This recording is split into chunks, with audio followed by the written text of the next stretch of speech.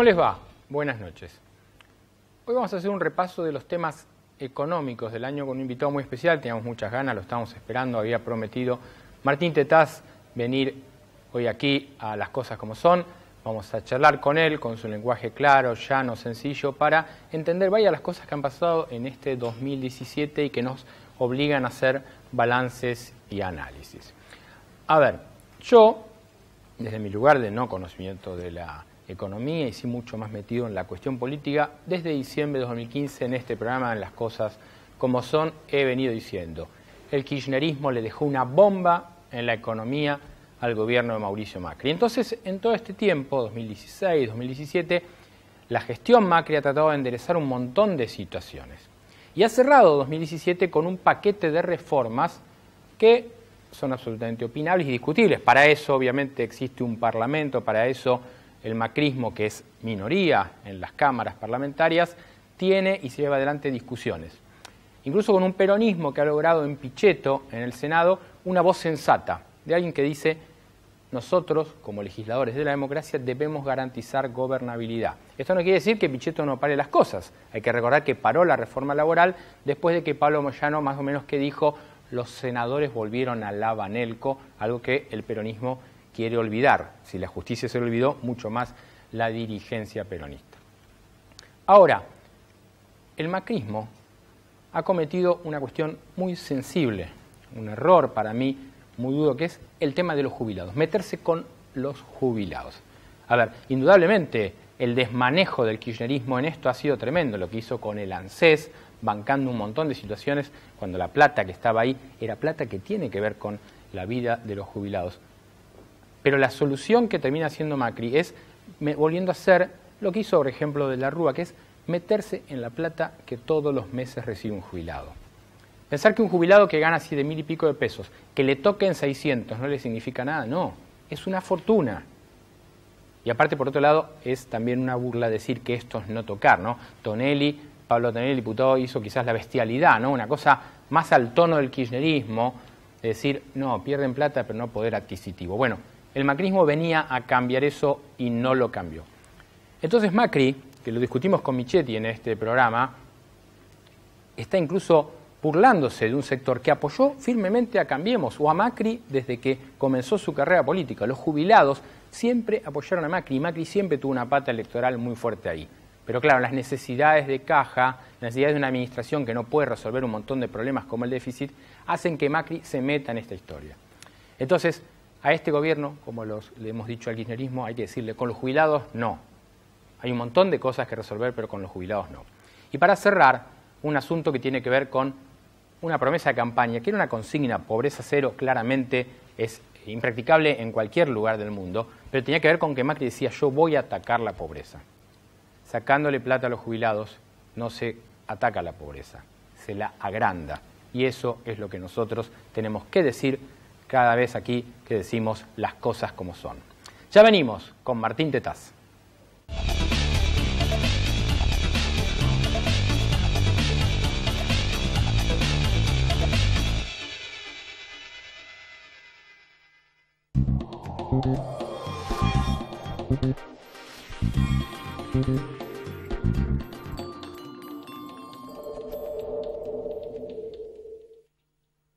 En Provincia ART, nuestro trabajo es protegerte en el tuyo. Provincia ART, la aseguradora de riesgos del trabajo del Grupo Provincia.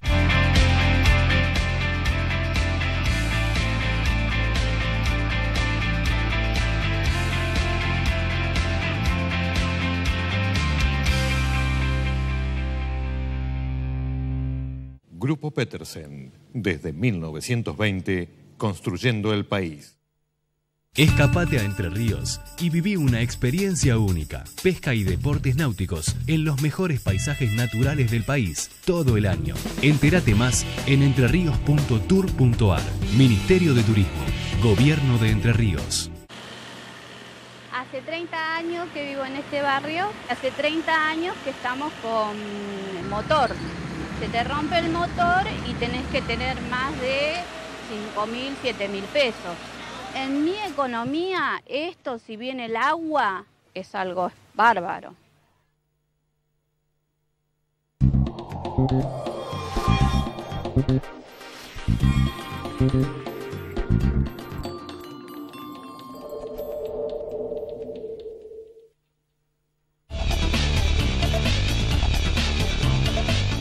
bien, Martín, gracias por venir. No, gracias por la invitación. Bueno, a ver, escuchabas el comentario y quiero darte pie a que vos digas lo que ves acá, porque cuando se comenzó esta discusión, vos empezaste en Twitter, por lo menos yo te seguí ahí, y también en el programa de Jorge Lanat en Radio Mitre, siendo muy claro en esto y siendo muy crítico de lo que estaba llevando adelante el gobierno. Sí, efectivamente, mira, hace unos meses cuando se empezó a discutir los temas que iban a venir después de las elecciones, y uno hablaba con funcionarios, con diputados, y se trataba el tema previsional, parecía ser imposible encontrar un consenso, ¿no? Y la verdad que el gobierno encontró un consenso en que era necesario modificar la fórmula, incluso desde la oposición, eso se aceptó, digamos. Y había hasta avanzado en el primer pacto fiscal con los gobernadores en un acuerdo general que parecía razonable. Sí. Los gobernadores le dijeron, bueno, te firmamos en tanto y en cuanto las jubilaciones crezcan más que la inflación, y además nos garanticen algún tipo de premio por productividad. Acordate ese famoso porcentaje asociado al crecimiento de la economía. Sí.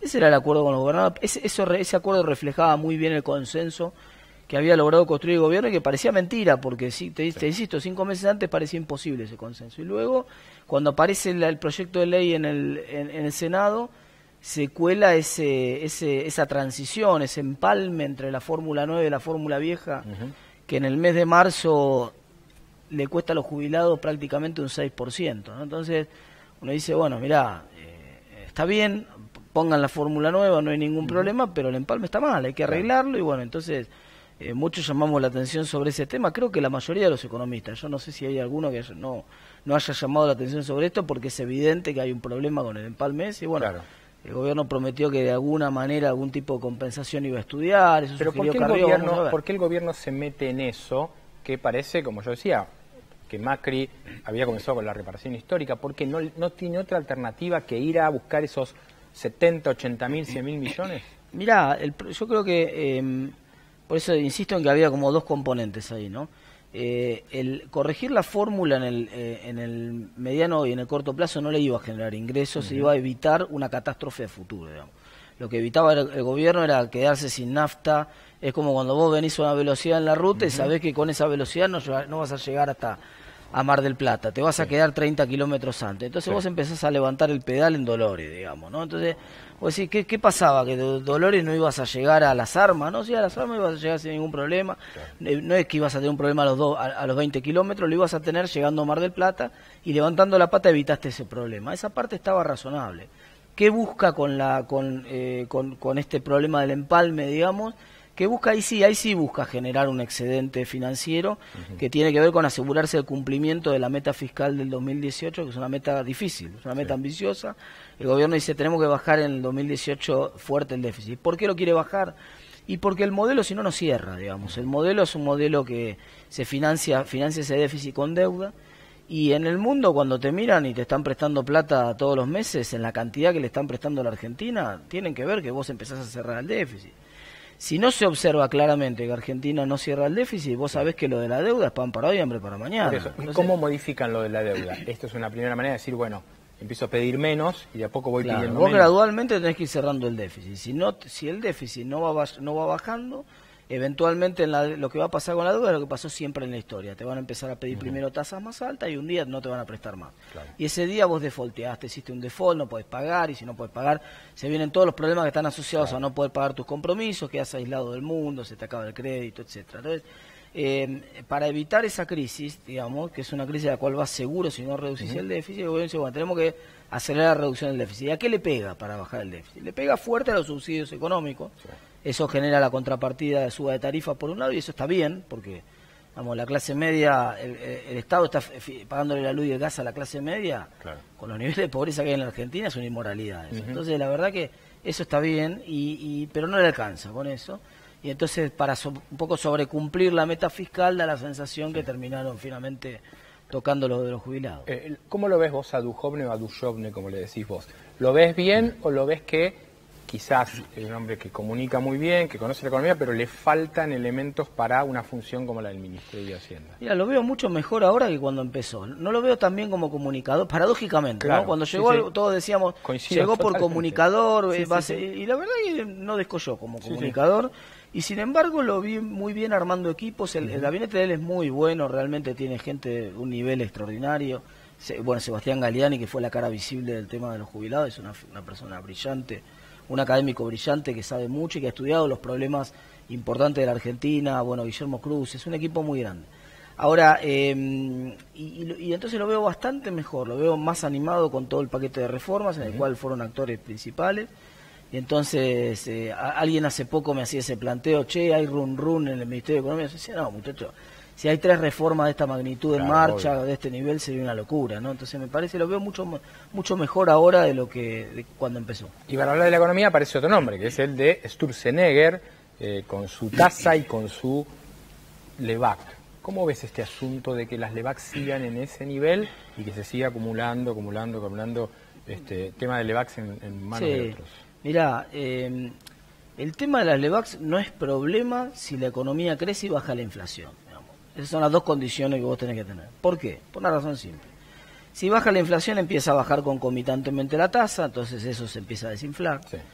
Y si crece la economía, tampoco el Banco Central tiene que renovar cada vencimiento de LEVAC, todas las LEVAC, puede empezar a dejar un poco de plata en la calle, porque la economía, si crece, necesita más plata.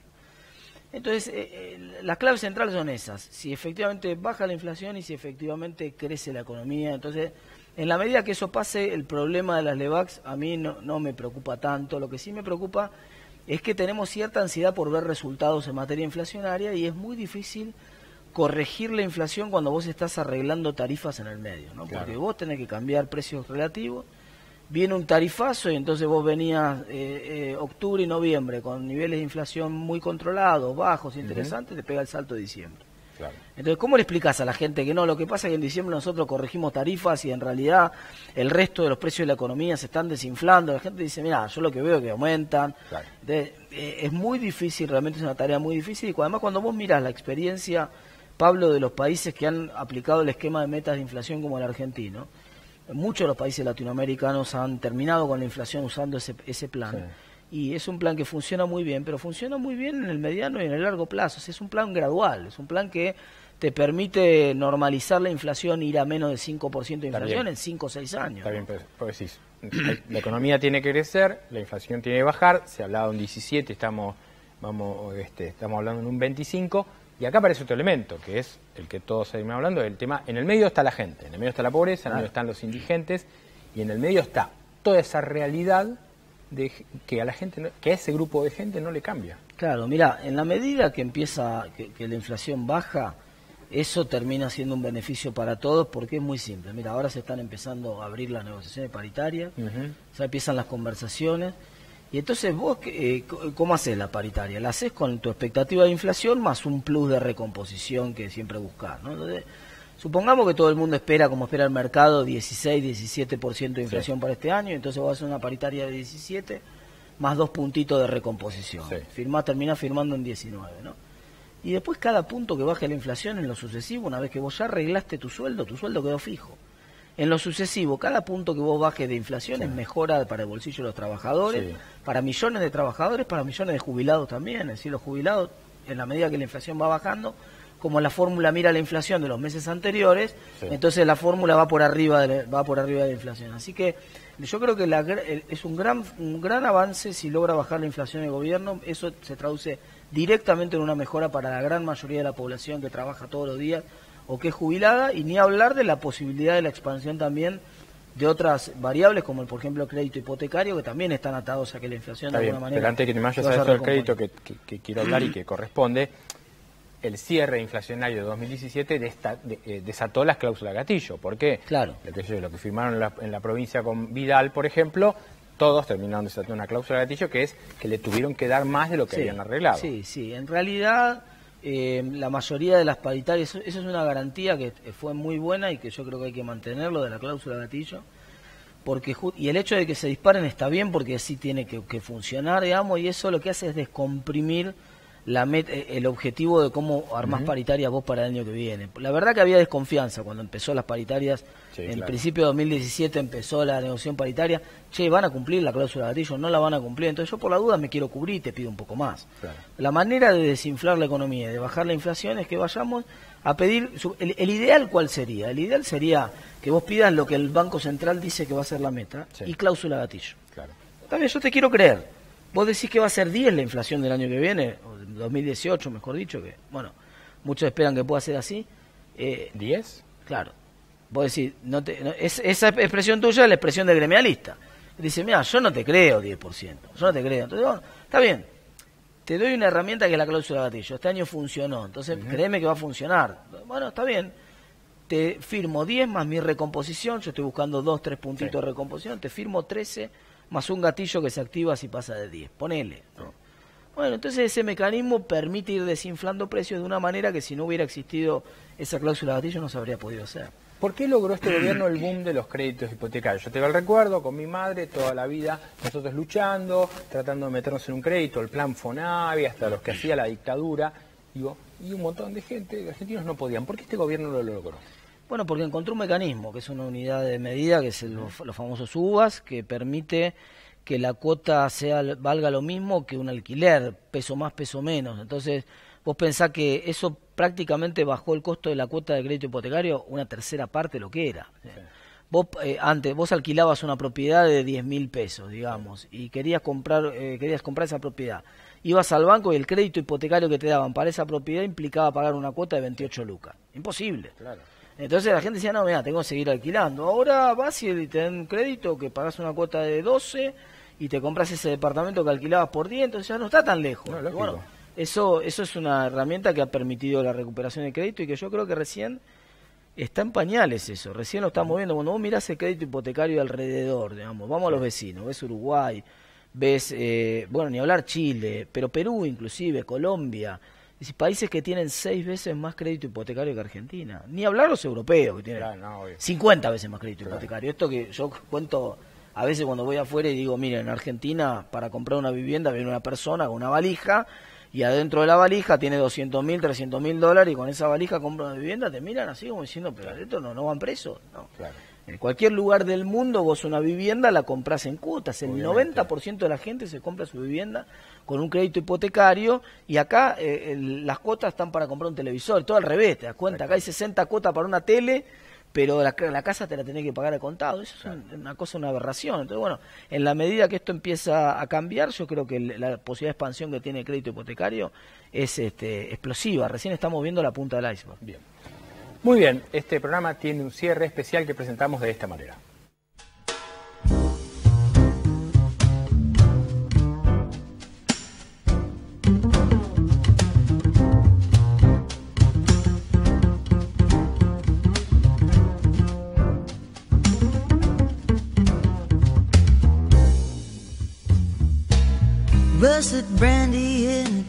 Para esta época del año, un Álamo Chardonnay 2017 fresquito.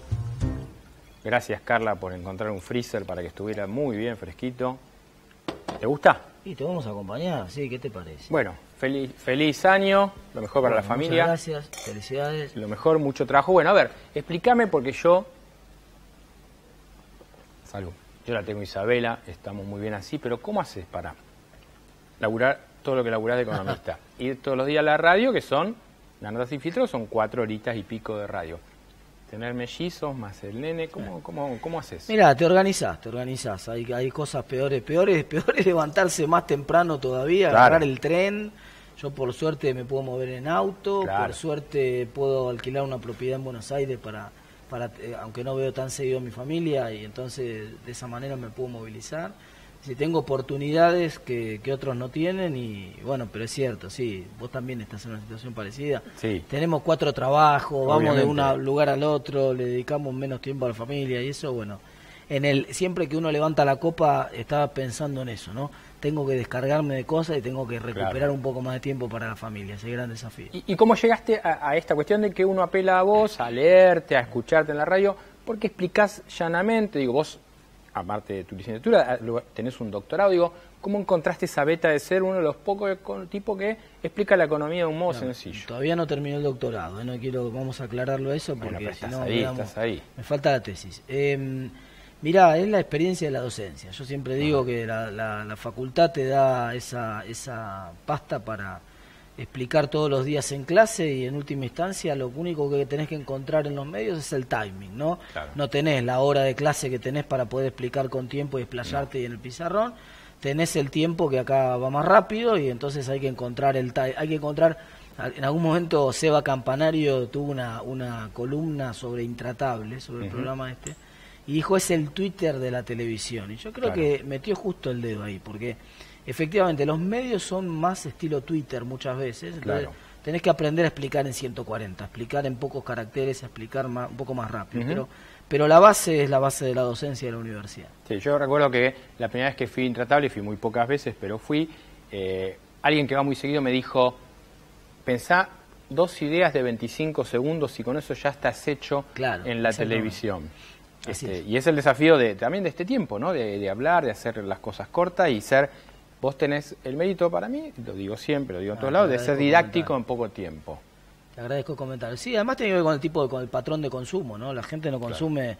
mi nene chiquito, yo tengo un nene, tiene 4 años y mira la tablet y mira un videito y tiene un umbral de aburrimiento muy bajo, ¿viste? Al 10 no le gustó el videito y en 15 segundos pasa con el dedito así, está en otro lado. Entonces... no está la posibilidad que por ahí había en otros momentos del tiempo de decir, bueno, me explayo un poco más de espacio. Bueno, y en este tiempo que tenemos de cierre, ¿cómo imaginás la segunda etapa del gobierno de Macri? Porque ha tenido la primera, yo decía antes, creo que vos más o menos coincidís, que le dejaron una bomba en lo económico, la está todavía desactivando, pero llega un momento en el cual tiene que decir, bueno, basta de excusas, basta de hablar de la herencia, tiene que empezar a modificar cosas concretas. Bueno, toma justamente a fin de año muchas decisiones con costo político, claro, y cuando vos hablabas con los principales funcionarios en los días previos, te decían, mira, tomamos la decisión de pagar todo el costo político que tengamos que pagar, no nos importa, vamos a fondo. Entonces me parece que vamos a ver un Macri mucho más Macri en los últimos 2 años.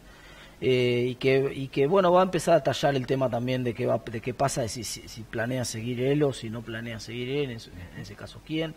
Pero creo que vamos en un sendero en lo cual vienen años de verdades, sobre todo en términos de sostenibilidad de la propuesta que hace Macri en lo económico. Macri más Macri es un Macri, el ingeniero que mira el escenario, que se junta con tipos que tienen una mirada muy de cómo funciona la empresa, es decir, en esto hay que achicar, en esto hay que cortarle y en esto hay que ser duro. Que toma más decisiones. Si vos mirás el gobierno de la ciudad, los primeros 4 años de Macri también fueron años de veamos, de conversemos, de charlemos con los gremios. Y bueno, los siguientes 4 años agarró la pala y empezó a cortar por todos lados y creo que es lo que le valió después llegar a la presidencia. La gente reconoció la capacidad de gestión, digamos, ¿no? Y ahora hay una sola área en la economía donde esa capacidad de gestión se ve muy bien, que es en la obra pública.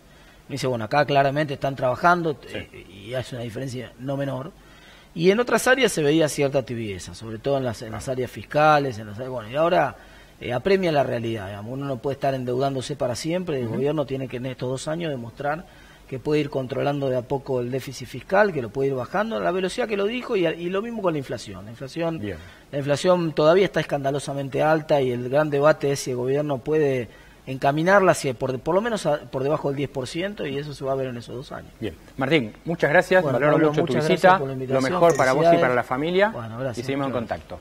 Muy bien, yo me quiero despedir, quiero agradecerle a toda la gente de BAB, a Verónica en la dirección, a Carla y a Lucía y a Fabio, a toda la gente que trabaja aquí, los cámaras, Chicho en el sonido, Verónica en los videografs, Janina en el maquillaje, gracias. Lo mejor, feliz año y brindamos por todos ustedes.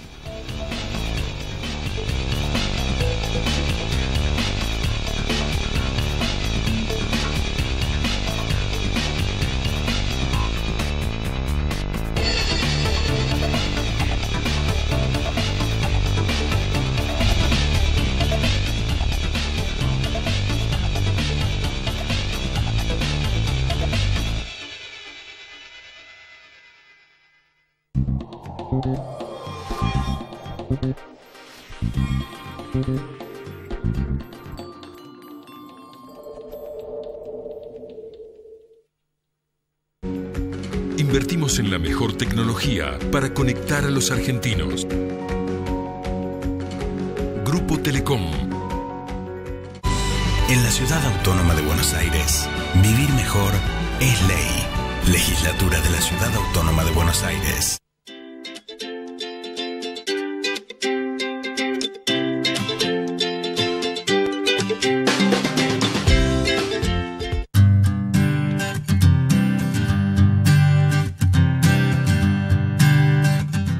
Te queremos contar que el gobierno de Morón finalizó la obra hidráulica Cuenca Boquerón.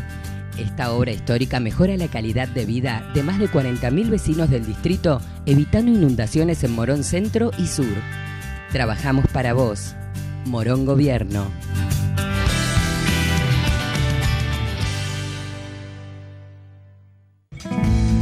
Un banco presente junto a todos los argentinos. Banco Nación.